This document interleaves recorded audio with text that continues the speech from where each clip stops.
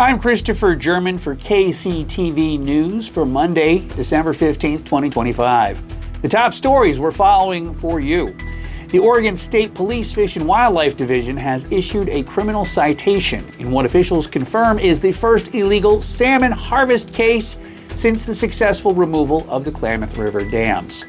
And the lowest paid classified educators in Klamath Falls City School District are pushing for a substantial pay raise to address what they're calling poverty wages. And lighter showers will persist through the night, but are expected to taper off by the morning, leaving mostly cloudy to overcast conditions. Winds will remain breezy in the higher terrain on the east side. And we are now broadcasting this newscast on YouTube. So smash that subscribe button and follow us every day for local news from the Klamath Basin for the Klamath Basin. And tonight's news is brought to you by... Wishing you a Merry Christmas! And a Happy New Year from everyone here. Cheers! At KCTV, we're decking the halls and trimming the tree, and we want to invite all of Klamath County to join us. Send us your Christmas greeting to your friends and neighbors in the basin, and we will air it all month long on our channel and in our broadcasts. What better way to show your love for our community than with a holiday wish to everyone in the Klamath Basin? 'Tis the season to be merry and get your business some recognition for the holidays for just $100. And from all of us at KCTV, have a blessed and warm holiday season. Our top story. The Oregon State Police Fish and Wildlife Division has issued a criminal citation in what officials are confirming as the first illegal salmon harvest case since the successful removal of the Klamath River dams, an effort that unlocked hundreds of miles of historic spawning grounds. The case originated when the Oregon Department of Fish and Wildlife contacted OSP trooper based in Klamath Falls regarding a report of an individual illegally angling in Spencer Creek, provided photographs that authorities determined showed the unlawful take of Chinook salmon, a species critical to the river's recovery. Although the individual had departed the area before the troopers' arrival, witnesses provided vehicle details, including a license plate number. Law enforcement later located the vehicle on Highway 66 and conducted a stop. Reported that the passenger confessed to fishing in the Spencer Creek, stating that he believed enforcement officers would not be working due to the ongoing government shutdown. The individual surrendered 2 poached Chinook salmon along with his rod and reel and was criminally cited for the wildlife violation. The seized fish were subsequently transferred to ODFW. The driver of the vehicle received a warning for aiding in the unlawful activity. Fish and wildlife officials stressed the significance of the case, calling it the first criminal salmon enforcement action following the return of salmon to the upper Klamath Basin after decades of blocked passages caused by hydroelectric dams. Authorities remind the public that fishing regulations are always in effect, regardless of federal government operations, and that newly reopened waterways are under heightened monitoring due to protect the newly returned fish populations during this vital recovery period. And a serious criminal case is unfolding in Klamath County with the formal arraignment of Mark Monroe Dodson on charges of aggravated theft in the first degree, a Class B felony. Following his court appearance, Dodson was booked into the Klamath County Jail. The case, which also involves co-defendant Don Case, centers on the alleged theft of funds from a local nonprofit organization. According to the allegations, Mr. Dodson, who was in charge of the Klamath Freedom Foundation following the passing of its previous leader, Doug Brown, is accused of abusing his position of trust and authority to steal over $25,000 from the organization. The alleged crime is particularly concerning to the community because approximately $20,000 of the stolen amount represents proceeds from a 2023 fundraiser that were specifically earmarked for the Sky Lakes Cancer Treatment Center. Aggravated theft in the first degree in Oregon is a severe charge defined as the theft of property valued at more than $10,000. As a Class B felony, a conviction carries a potentially penalty of up to 10 years in state prison and a maximum fine of $250,000. The arraignment officially marks the start of the criminal justice process in this high-profile case. Community members and public interest groups are closely monitoring the developments as the case involves the alleged misappropriation of charitable donations intended for a vital health service. As the legal process continues, court proceedings will move forward to determine the facts and reach the final judgment in the matter. And the lowest paid classified educators in Klamath Falls City School District, represented by the Klamath Falls Association of Classified Employees, KFACE, are pushing for a substantial pay raise to address what they call poverty wages. This comes after the district approved new contracts with raises for other higher paid administrators on December 8th. KFACE is demanding a $4 an hour base raise for classified staff, which includes essential roles such as school bus drivers, paraeducators, and nutrition specialists, many of whom are currently earning less than $16 an hour.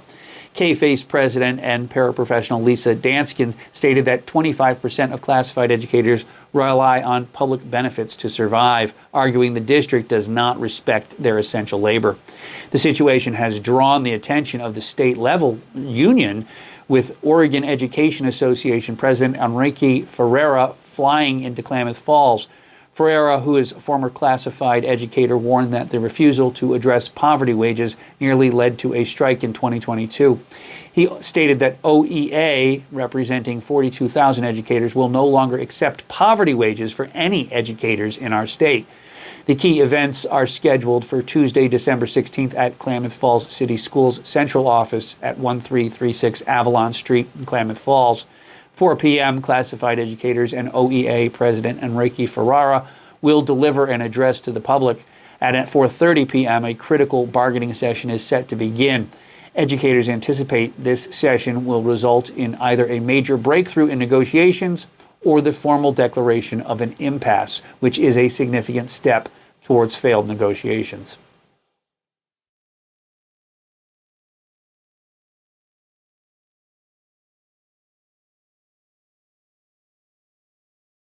Klamath Falls is a lot of things to a lot of people, but the growing music industry in Klamath Falls is one thing that might surprise you. Thank goodness we have a music store on Main Street to meet the needs of musicians everywhere. A music store on Main Street specializes in services on stringed instruments and pianos. We have the largest selection of in-stock strings in Southern Oregon. Our family-run shop since 2011 has offered internet pricing with small-town service, including new large items like guitars, amps, electric pianos, effects pedals, and more. So stop in today at 1029 Main Street in Klamath Falls or call 541-205-6633. We wish you a reggae Christmas. Christmas is here at Pinky's of Klamath Falls. We have everything for that hard-to-shop-for person on your list, from clothing to artwork to smoking accessories. We carry it all. And stop in today and you'll get 20% off your purchase and a free $5 t-shirt. 'Tis the season for giving, and everything you need is at Pinky's of Klamath Falls. You're welcome, Sizzler and Shabba. You're welcome. And the United States Department of Agriculture ended Oregon Supplemental Nutrition Assistance Program work rule waivers in November of 2025, leading to their work requirements being applied statewide starting December 1st. This change immediately affects an estimated 37,000 Oregonians, with the number expected to increase over time. These new rules, largely mandated by a recent federal law, apply to individuals classified as able-bodied adults without dependents. Expanded age range, the rules now apply to adults aged 18 to 64, up from the previous age limit of 54. The child exemption change, the requirements affect adults who do not have children under age of 14 in their household, a change from the previous rule, which applied to households with children under the age of 18. Work requirements, individuals with Able-Bodied status who do not qualify for exemption must work or participate in approved work or training activities for at least 80 hours each month. This can include paid or unpaid work, such as trading work for shelter, time limit. If a person with Able-Bodied status fails to meet the 80-hour monthly requirement, they can only receive SNAP benefits for 3 months in a 3-year period.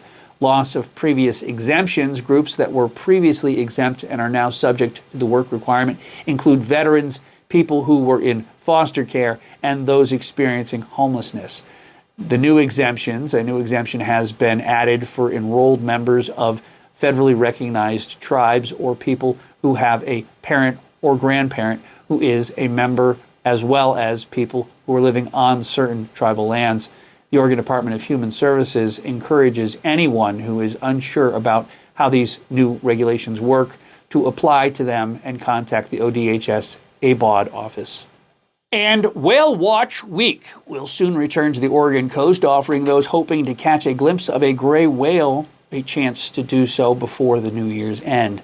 From Saturday, December 27th through Wednesday, December 31st, Oregon State Parks volunteers will be stationed at different locations to help whale lovers see the marine animals in their natural habitat as they migrate south to calving lagoons in Mexico. There will be 14 sites open from 10 a.m. to 1 p.m., although the Whale Watching Center in Depot Bay will have extended hours from 10 a.m. to 4 p.m. and will feature interactive whale exhibits and panoramic ocean views. Other locations can be found on the Oregon State Parks website, which you'll find on our website. Officials report that although the National Oceanic and Atmospheric Administration previously announced that an unusual mortality event impacting gray whales ended, the population has now declined to its lowest level since the 1970s. NOAA currently estimates there are only about 13,000 gray whales along the west coast. And a generous local resident going by the pseudonym Grinchy has been actively spreading holiday cheer by donning a full Grinch costume and strategically hiding gifts across the town for others to find. This festive phenomenon has turned into an impromptu community scavenger hunt, with residents reporting finding wrapped presents, gift cards, and other seasonal tokens left in public spaces. Grinchy, the mysterious green figure, has been leaving clues for the hidden gifts on a private social media page, inviting residents to participate in what they call a reverse Christmas caper. Unlike the original Dr. Seuss character, this Grinch is determined to bring joy, not steal it, and with heartwarming acts generate excitement and goodwill throughout the community. The initiative has been praised by many as a unique and needed boost to the local holiday spirit. Now let's check in with the KCTV Skywatch Weather Center.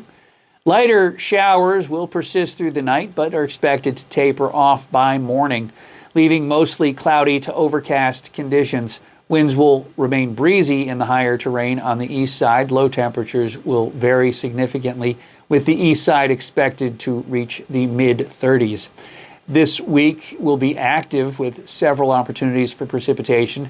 The next storm system is set to arrive quickly on Tuesday. Skies will be quite cloudy, with rain becoming widespread across the region late Tuesday afternoon into the evening. And the majority of the precipitation falling overnight. Winds will increase significantly, with the potential of very strong winds on the east side. The snow level will be high on Tuesday, but will drop to 5,000 feet to 4,500 feet Tuesday night into Wednesday morning. This drop is expected to bring snow accumulation along the Cascades before the storm moves out on Wednesday. Following this, more storm systems are anticipated late in the week, continuing to bring rain, higher elevation snow, and strong winds. A high wind watch has been issued for eastern Klamath County and Lake County, covering the period from 10 p.m. Tuesday to 4 p.m. Wednesday. High winds in these types of events often involve sustained winds of 35 to 45 miles per hour, with gusts up to 60 miles per hour in exposed areas. Now make sure you hit that subscribe button to YouTube on YouTube, where you'll find this news every day now going forward.